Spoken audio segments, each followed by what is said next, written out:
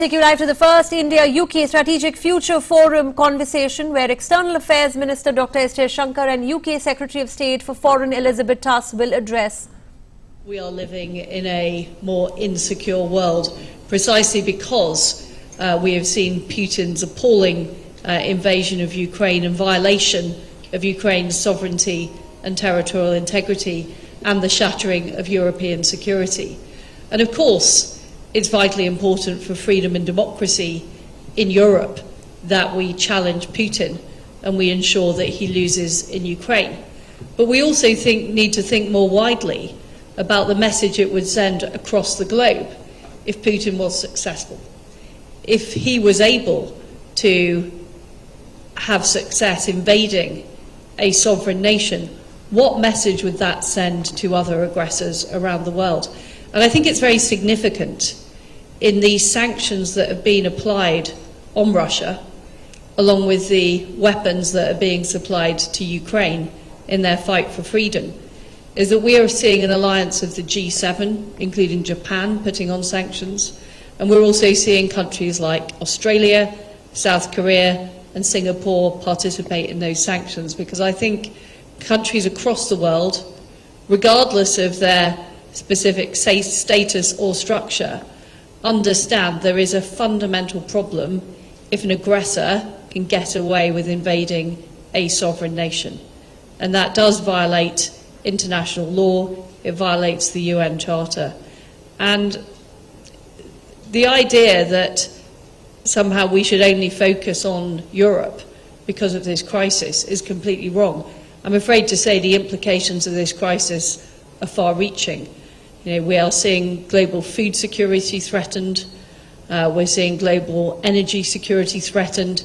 If we look at the people who are in Ukraine, and I pay tribute to the work India has done to secure the release of its students from Ukraine. We had citizens from all parts of the globe living in Ukraine, a sovereign democracy. So this, to me, highlights the need for like-minded nations to work together. This highlights the need for us to work more closely with India on strengthening our economic ties, strengthening our security ties, and strengthening our defence ties, because we can't afford not to.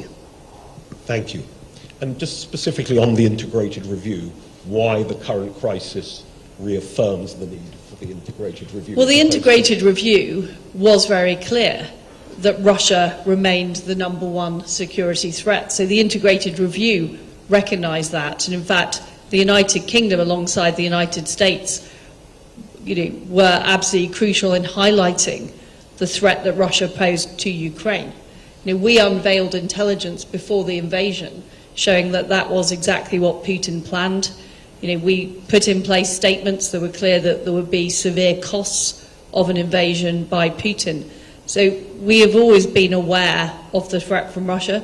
I think it's certainly true post-Cold War that the West didn't spend enough on defence, that we were complacent in allowing Russia to, first of all, invade Crimea and then allow the actions that they undertook in the Donbass region as well. So there were certainly failings to do enough early on, but that certainly doesn't mean that we don't face other threats. And the G7 also pointed to the economic coercion that we're seeing from China and the threats in the Indo-Pacific region. And this is why, alongside our work with India, alongside our work with Japan, that AUKUS is very important in protecting an open and free Indo-Pacific. So simply because one threat is very real and very present doesn't mean we can ignore other threats which might be slightly in the longer term, but certainly pose a risk to global security.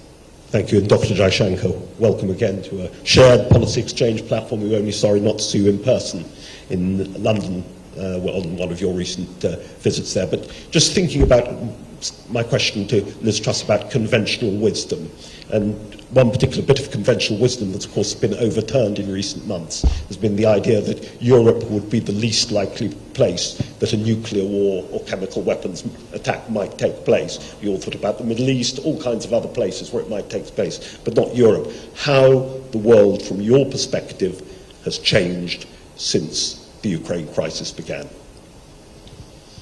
Well, I think the world's changed in many ways. Obviously, one part of it is the conflict in Ukraine itself, the politics of the conflict, what it has done in terms of challenges for diplomacy and policies of various countries. We in India had a particular immediate concern, which was we had about 22,000 students there. Getting them out safely was quite a challenge, and a lot of Ukraine's neighbors were extremely helpful to us in that process. But and that's now largely behind us. I think the real problems are still to come, certainly for our part of the world. We are seeing the impact of the conflict on energy prices, on commodities. There would be other disruptions. If the financial world is disrupted and the logistics world is disrupted, and the markets are in a turmoil, I mean, all of this is going to have consequences in the rest of the world, and I think we're seeing that. And when you look at the way in which President Biden has characterized the new era, he talked about a new world order, which the US will lead. He's also talked about the world more clearly polarized between authoritarianism and democracy. I wonder what your thoughts are on how he's couched the current international situation. Well, look, I think all of us are entitled to our perspectives and our particular analysis because, in truth, we look at the world from our particular vantage point. If I were to step back and, reflect on the world order, the fact is the world order is not it's not a sudden shift. I mean, it's something which is happening at one level continuously and progressively. And one part of the changing world order is really an enormous economic rebalancing which has taken place over the last 30, 40 years, which has translated into a much more multipolar world. And if I were to give you a sort of shorthand formulation for that, the fact that in a way the G7, the centrality of the G7 has been replaced, not exactly identically, but by the G20. So there's a much broader spread of countries who have views and influence on how the world should run. But the world order also changes from specific events and processes. I think the world order changed, for example, from our vantage point by what happened in Afghanistan last year. I think the world order is changing partly due to the consequences of the rise of China and the policies which China has followed, particularly with its neighbors. It has changed also due to frictions which are there between major powers. And I think the full impact of what has happened, what is happening in Ukraine and what have been the reactions, responses to that, I think that's still very much unfolding. So it's a set of shocks, you could say, which would supplement a longer trend. And that's really, to my mind, will produce a different world order. You've got a new edition of your book, The India Way, coming out, and you've talked about one trend. A paperback version, yes. One trend, four shocks. Would you go into all of these? You mentioned some of the shocks already, but would you? Well, that's exactly, that's unconsciously what was in my mind. I mean, to me, rebalancing and multipolarity has been the trend. Yeah. And in the last 2-3 years, COVID has been a big shock. Afghanistan has been a shock. Ukraine is now the new shock. And as I said, to a degree, especially the US-China relationship has its impact. And in one of the chapters there in your book called Mandarins and Masses, you talked about the need for politicians to take account of public opinion. I'm just wondering... also for diplomats to take into account. Yes. Very, very much so, and reinforces that point is that as Stalin used to say, how many divisions does the Pope have? But, of course, it didn't take account, his comments, of the moral suasion, the moral impact, and so on. I'm just thinking of the moral impact now in terms of British opinion, for example, but not just British opinion, of events in Ukraine, how much we all need to take more account of that dimension of the sort of new international morality through social media and all kinds of other mechanisms. Well, you know, the Pope answered Stalin's question with a gap of about 40 years. So the influence of the Pope was actually felt in the 1980s. Yeah. So about you know, in terms of the moral factor, I think there is, you know, particularly in a more connected world, it definitely public sentiment expresses itself much more strongly. But if I were to sort of give you a global reading, I would say some of it also depends on proximity. Some of it depends on how strongly a particular country or society relates to what is happening. And again, the example I would use is Afghanistan. I think what we saw happening in Afghanistan last summer had a very, very strong impact, certainly in India. I probably would say it didn't have the same impact in Europe. I think people didn't necessarily relate to the coming of the Taliban the same way. They didn't identify with the people who were affected in the same way. So, you know, the truth is that many of us have similar or shared beliefs, values, but there is that ability to relate, the ability to identify. Some of it is proximity. That's also a factor. So I think you get a slightly, you know, the intensity of the reaction may not be the same all over the world to the same event. Foreign Secretary, your thoughts? Well, what I think the crisis in Russia or crisis in Ukraine has demonstrated is the resilience of democracy and of free people, because I remember during the COVID crisis there was a lot of commentary that actually authoritarian regimes, because they are better at imposing order on society, were doing a better job at dealing with the pandemic. There was a view that younger generations, even in democracies like Britain and the United States, were turning against democracy, and they wanted, you know, a stronger sort of push, a stronger leader.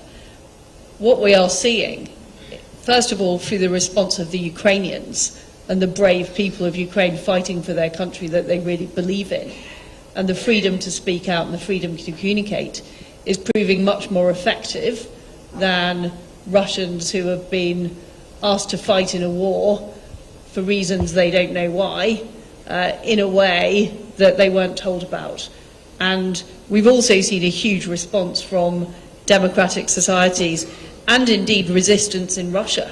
You know, people being prepared to demonstrate in Russia against what is happening. So I think it has shown the resilience of free societies and the importance of being able to speak freely, the importance of being able to select your own government, and the fact that NATO has stood up, the G7 has stood up, and the West has really stood up in a way that we haven't seen for some years. And I think that is a significant development. I mean, I do agree with what Jai is saying about proximity, but also the specific historical responsibilities countries have. So I feel the UK is very responsible because we are a signatory to the Budapest Memorandum in 1994, that in exchange for giving up its nuclear weapons, we agreed that Ukraine's sovereignty and territorial integrity would be guaranteed.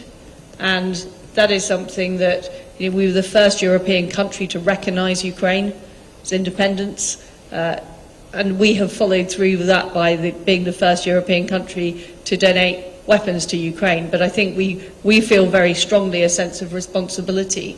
And also, I was growing up in the time the Berlin Wall fell, and a great delight and excitement and a feeling that this freedom that had been brought to Eastern Europe was going to last forever. And we have made mistakes subsequently, but I think people feel that very, very strongly in the United Kingdom as a country who was very much in support of Eastern Europe being able to have that freedom. The idea that clock is shifted back really, really affects people at quite a deep level. And moving on from the core intrinsic issues around what's going on in Ukraine, what do you assess as the impact of Russia's present difficulties in Ukraine on the perceptions of China about how she might behave in the international order now, a small country grinding down a much larger military, for example, successfully? Well, I've spoken to my Chinese counterpart, Wang Yi. China is clear that it respects Ukraine's sovereignty, and that is an important principle that as a member of the P5 and a responsible nation, China needs to stick to. And therefore we shouldn't see China supporting Russia's actions in Ukraine. And I do think the strong response by NATO, the strong response by the G7 and our friends and allies around the world will make other aggressors think twice about carrying out invasions on sovereign nations. I mean, that is the message that has been sent. But I also think it's important that we're not complacent. Civilians in Ukraine are still being attacked, and it's important that we double down on the sanctions. The UK wants to see more sanctions put in place on banks, on the ability for Russia to use gold, closing access to ports for all vessels around Europe and the Americas, and also tackling the dependency on Russian oil and gas, because ultimately it's oil and gas that is funding Putin's war machine, and we need to cut off reliance on that, and we need a timetable to end reliance on Russian oil and gas. So we need to do more, and we can't be complacent just because the brave Ukrainians have done a very, very good job at pushing back against Russian aggression. This is not over yet, and it is very important that the free world continues to lean in. Dr. Jaishankar, the impact in your assessment on China of the latest Ukraine crisis and how it might possibly bring about more British-Indian cooperation in the Indo-Pacific? We had Mr. Wang Yi here about a week ago. Obviously, we discussed the Ukraine situation. We also discussed our own relationship, which is not exactly going through its best period. But the Chinese had their view, their analysis of what was happening in Ukraine. I think the bit that we did agree upon was that there was a need for an urgent ceasefire, that there was a need to return to diplomacy, to dialogue. Now, beyond that, what conclusions they have drawn, or how this has shaped their thinking, I could speculate as much as you could, but I'm not sure I should on the stage. But on the Indo-British cooperation, I think we have a logic which is of a relationship between us. I don't think it is necessarily a logic that is limited or which is directed at some other country. So I would say quite autonomous of what China or any other country may be doing. I mean, there are plenty of things for us to work on, and a large part of what we have been doing for the last year has been really to take our relationship, look at it in a much more contemporary way, take into account all the changes, really the big changes which have taken place in both countries. In the case of UK, the Brexit and all the policies that have followed. In our case, I would say the growth of India, the broadening of our vision and interests, and also the fact that today our business is more, we are big investors in each other's economies. The importance of mobility, of talent flow is much more between us.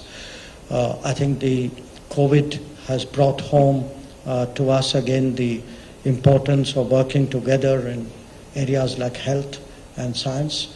So there's a lot that we have going for each other. I quite understand that there is we tend to see relationships in terms of a larger context, but I do suggest that there is great merit in this one. And obviously here to discuss the strategic cyber relationship between the two countries during the Foreign Secretary's visit and the signing of that. But just could you go in a little more detail on the most promising areas of cooperation in security affairs, defence included? Well, again, we have, I think, clearly convergences. We are trying to see how those convergences develop into more shared interests. If you were to look at the defense side, again, there's a long history we have, but our defense trade hasn't been big in recent years. In fact, what I did share with Foreign Secretary Truss was the thinking in India about defense. The fact that today there's an emphasis in what we call Make in India, and therefore the more collaborative we are, the possibilities of working together are more. Also that we do a lot of global sourcing, so it's important that any offer be competitive. And again, the interest in co-creating is very strong in certain areas. So a lot of what we aspire to lies ahead of us, and our job right now is to make sure that the policies are in place so that the people who actually do things in particular verticals are not obstructed by policy from doing those things. Thank you. Foreign Secretary. Well, I would very much term this as a positive agenda about a closer relationship between the UK and India that is going to help make both of our countries safer and more resilient. And I think we've all reflected in the wake of the COVID crisis, and indeed with the Russian invasion of Ukraine, how important it is to have security in your supply chains, to not be dependent on a single supplier, to not be dependent on coercive authoritarian regimes. And I think we're looking in the UK about how do we make sure we're protecting our critical minerals, our technology, our energy supplies. And these are the same questions other countries are asking. And I think there is so much more we can be doing with India on technology. We both lead in areas like number of unicorns, number of people involved in the tech industry. India is a tech powerhouse. There is more we can do there. Helping to set standards in areas like artificial intelligence as two freedom-loving democracies will help lead the world in that direction. Trade, we're in the middle of negotiations of a free trade deal. I think we can get that completed pretty rapidly, and again, that's another opportunity. Jai's talked about defence. Again, I think there's an opportunity there for us to work closely with India, including Indian production of key pieces of defence equipment that ensure greater security, but also help share technology and IP and technology.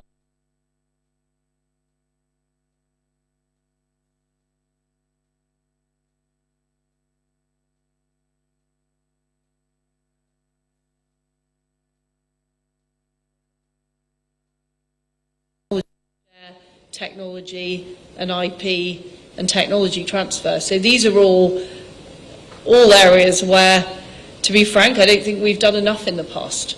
I don't think we've operated to our maximum potential, and I think a strong India and a strong United Kingdom and a strong partnership between India and the United Kingdom isn't just good for us. I think it's good for the world, because I think the things that we do are positive. How we make progress. Can I just add a word here? You know, I think in a way the experience of the COVID has also made the world much more conscious about being, I don't want to use the word self-sufficient, but certainly having more national capabilities. Because the kind of disruptions that we saw during the COVID period, it's really brought home to many economies how vulnerable they were. In a way you could say the last 20 years of globalization, it's not going to be reversed, but there will be a correction to it. We have, I think the world was much too obsessed with a just-in-time economic outlook, where you were absolutely sure that distant locations would deliver on timelines that you need. And I think these multiple conflicts or obstructions to connectivity or these big uncertainties like COVID have caused people to pause on those assumptions. So you will see the world go in a somewhat different direction. Different countries would express it differently, but I think you are seeing that shifting of gears take place.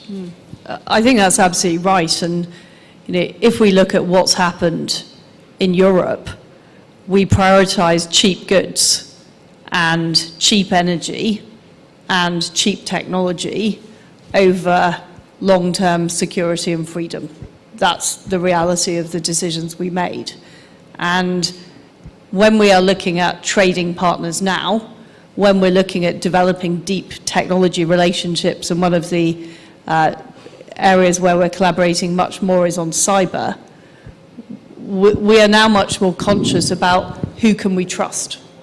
Who can we trust? Whose regulations and laws can we trust?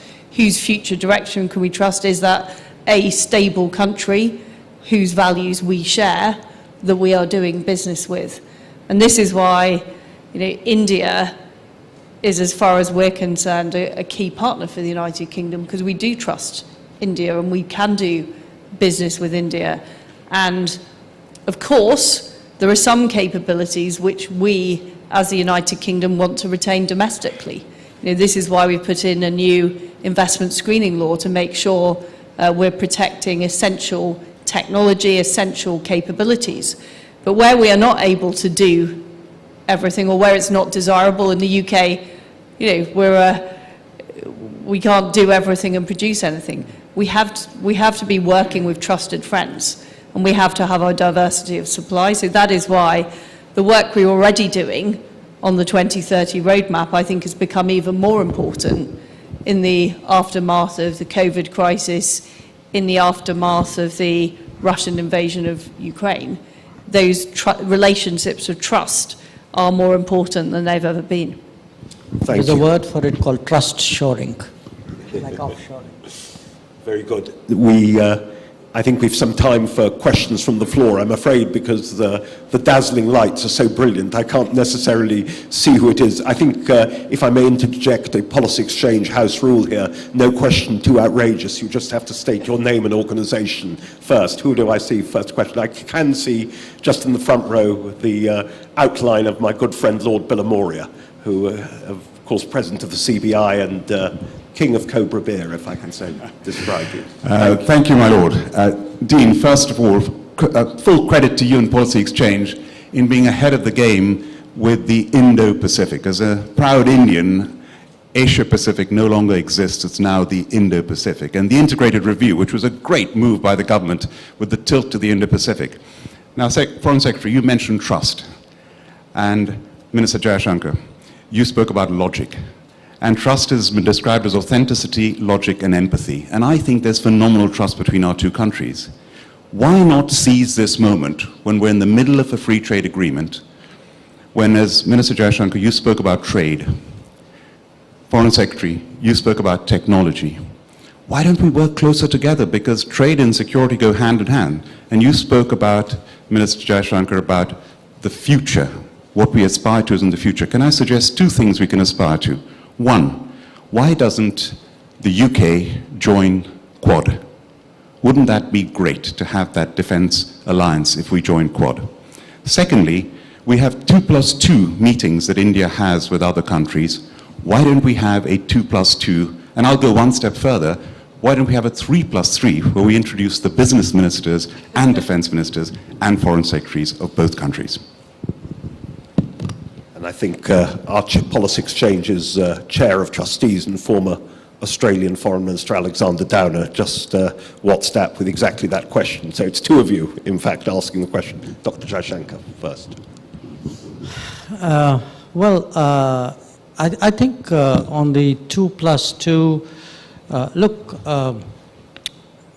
my understanding of the 2+2, we do 2+2s at the ministerial level currently with the US, with Japan, now with Australia, with Russia. And mostly it is done when, the security side is strong enough and the security has a sufficiently significant place in the overall foreign policy. So you want the foreign ministers and defense ministers to be in the room at the same time. I could see something like that happening with the UK. I think the only reason probably it hasn't so far, maybe the security side hadn't come to the same level that the foreign policy side has. There are, by the way, countries with whom sometimes the trade and foreign ministers sit together. That also often makes sense. So I don't think we have particularly fixed ideas on that where the Indian side is concerned. We have to, see how the roadmap develops. But on the roadmap, though, I want to say that one I don't want to share with anybody. So that the foreign ministers are in charge. So we want to be very clear, who has the responsibility there. The Quad question, look, the thinking of the Quad was really 4 countries who are at 4 corners of the Indo-Pacific. So there was a sort of a geographical basis for what we're doing, quite apart from the shared values and the shared interests. So at the moment, because remember the Quad's still sort of working its way through. In its current incarnation, it started just 4.5 years ago. It's gone through 2 upgrades, from a bureaucratic one to a political one, a ministerial one, and then to a head of government, head of state one. And my own sense is a lot of the focus of the Quad is in intensifying the Quad, making sure that there's a sort of a very substantive agenda. That's really been where the focus has been. Foreign Secretary on the Quad and all the other suite of questions from Lord Billamore. What I've discovered, I've now been Foreign Secretary for 6 months, and there is just an immense panoply of different formations that one can be part of, and certainly the UK is obviously part of the NATO grouping, the transatlantic Quad, the G7. We're also currently working to join the CPTPP, which I hope will be finished at the end of this year, as well as having a lot of direct 2+2 relationships. So we've recently done a 2+2 with Australia. I think the most important thing, though, is that we shouldn't allow the formats to get in the way of the delivery. And that is the most important thing for me, is that we're really cooperating with India much more closely on defence and security. We're sharing more intelligence. We're working together on cyber. We're working together on technology. We're working together on trade. I know that the Defence Secretary, Ben Wallace, is keen to visit India. I'm sure we're going to have more future discussions on this subject. But I think the most important thing is the what about how we go on with it. And Minister Jaishankar talked earlier about the sort of shifting geopolitics of the world. And we are at a huge inflection moment, in my view. The post-Cold War world has now come to a close, and we are entering a new era. And there is a proliferation of different groupings taking place. But I think they all point to the fact that the current architecture isn't working as it should, and we are finding coalitions of the willing and alliances to get things done. And certainly, as the United Kingdom, we see India as an absolutely crucial partner in that, alongside, our other crucial allies. Very good. Do I see any other questions from near the front? There was somebody who was trying to catch my eye. There was someone at the back. Name an organisation, please. There was somebody trying to catch my eye, waving their hand. Good evening. Can't hear you. I'm afraid you're going to have a superior mic, or boom out loudly. Hello. Name an organisation, please. My name is Sebastian Berger. I'm the South Asia Director for the international news agency AFP. Foreign Secretary Truss, I found it was interesting that you mentioned here, so you talked several times about Britain's historical responsibility towards Ukraine. And I was wondering, what do you feel are Britain's historical responsibilities towards India? And Minister Jaishankar, same question.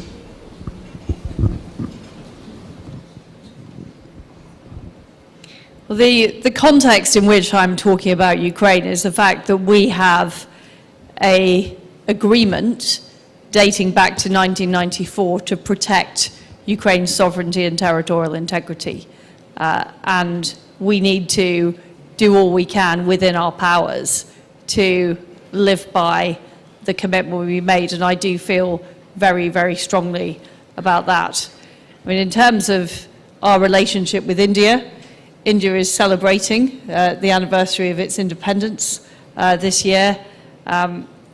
I am very determined that we have a forward-looking relationship with India that looks at the countries we are now, the values that we share, the aspirations that we have for our people, and that we seek to maximise those. And I think we have a very strong people-to-people relationship as well. And earlier on, we were talking about how strongly our populations feel about various issues. And certainly, India is a country that the UK has huge connections with. But I think our focus has to be on the future. It has to be on the potential. It has to be on where we want to be in the next 20 years. And where I want to be with India in the next 20 years is a much closer relationship. Much more close economically, much more close in terms of people-people links, and much more close in terms of our shared aspirations on security and defence, because we are both democracies. We are in a world that is increasingly insecure, and I believe we need to work together in that world. I don't have too much to add to that, but I would only say where our relationship is concerned, a lot of people in this country are reflecting on it precisely because it's 75 years since we became independent, and obviously it's a complicated history, and it has its difficult bits, it has its connecting bits. But what we are trying to do today is really look ahead and see if we can forge a relationship that is more in keeping with our times, which build on, what are the positive aspects of our past, and which also really serve the interests of both our countries and our people in what obviously is a much more complicated world. Thank you. Now, I'm trying to see other questions across. There's a young lady there. Yes. Yes, right. I can't see, but she's just right. Yeah. straight in front. Maybe I'm overlooking the obvious. Name and organisation, please. Good evening, ladies and gentlemen. This is Anima Singh. I'm a second-year student from Hindu College, Delhi University. And I would like to take this opportunity to first of all appreciate the efforts of the Indian government to evacuate all the students who are senior to us or also of our age from Ukraine. And I would also like to appreciate the efforts of UK government, because UK for higher education is a breeding ground for Indian students, and it has been very conducive as regards to that. But as a student, a question always bothers me, and that is this: between geographical realities, the historical connectedness, and the present share of values like democracy, which of these three take precedence when a country is thinking about diplomacy, when the country is thinking about foreign policy decisions and policy making in general? Thank you so much. Dr. Jaishankar. Home team first. Well, look, I think it's actually a mix of all of them. It's often situation specific as well, but all of them count. The fact is, when we look at the world, what we believe in, what we practice at home, what we are comfortable with guides our response to what's happening in the world. But again, as I said earlier, it's a human trait to relate much more strongly to people you feel closer to. So their geography is a factor.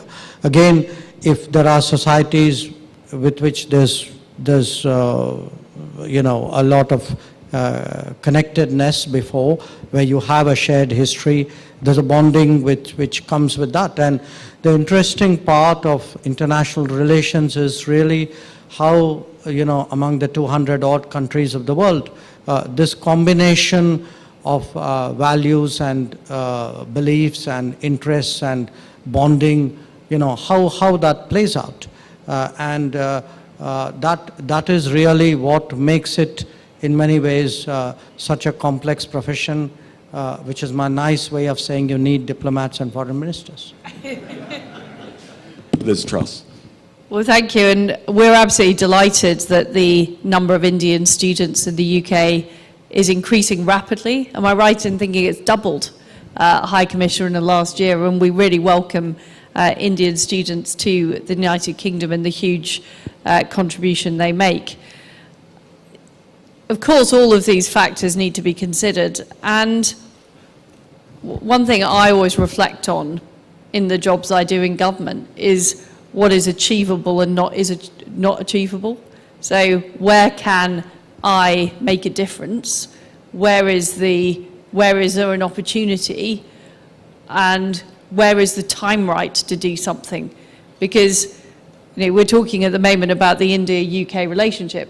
I really feel now is a very good time where we have a strong coincidence of our interests, where there is a clear agenda of things we can do that are going to benefit our population. So it's also about choosing the right time to do the right thing, as well as the values that have to underpin everything we do. Time for one final question, I think. A very brief one. I see someone at the back as well, if I remembered rightly. Yes, but somebody's waving at me by the door. Name and organisation, please. Hi, Alistair Powell from Reuters News. Foreign Secretary obviously mentioned reducing reliance on Russian oil and gas. I mean, what do you make of the news that India is seeking to buy huge amounts of Russian oil at a very steep discount? You must be quite disappointed that something goes so contrary to your sanctions programme. Well, I've outlined the UK's approach to sanctions and the fact that we are ending our dependence on Russian oil by the end of this year, but we're also looking to achieve a timetable with the G7. We've got a meeting of the G7 later this week. I think it's very important, though, that we respect other countries' decisions about the issues that they face. You know, India is a sovereign nation. I'm not going to tell India what to do. What I've said is, as a member of the UK government that has signed up to the Budapest Memorandum, I feel a strong responsibility on behalf of the United Kingdom to take all the action we can to support the people of Ukraine. But that is not the same as going around telling other countries what to do. Final question. May I just add a word there? Of course. You know, it's interesting because we've seen for some time what looks almost like a campaign on this issue.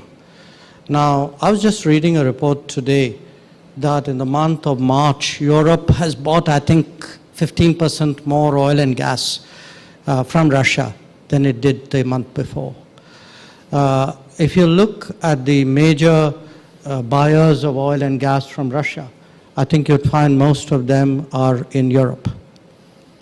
We ourselves get the bulk of our energy supplies from the Middle East, about 7.5%, 8% of our oil from the US. In the past, maybe less than 1% from Russia. When oil prices go up, I think it's natural for countries to go out into the market and look for what are good deals for their people. But I am pretty sure if we wait 2 or 3 months and actually look at who are the big buyers of Russian gas and oil, I suspect the list won't be very different from what it used to be, and I suspect we won't be in the top 10 on that list. Foreign Secretary. I think there's also a broader point here, which is, I've said this about Europe, that over a number of years, Europe prioritised cheap gas, cheap goods, over looking at our long-term security. And we didn't do enough when Putin invaded Crimea. We didn't do enough to involve ourselves in the Minsk agreements, and we are now seeing the result of that. And necessarily, dependency on energy or dependency on technology takes time to address. So we're now removing Huawei from UK telecoms networks, but that takes time. We're reducing and eliminating our dependence on Russian oil and gas, and that takes time. And that is also true of other countries.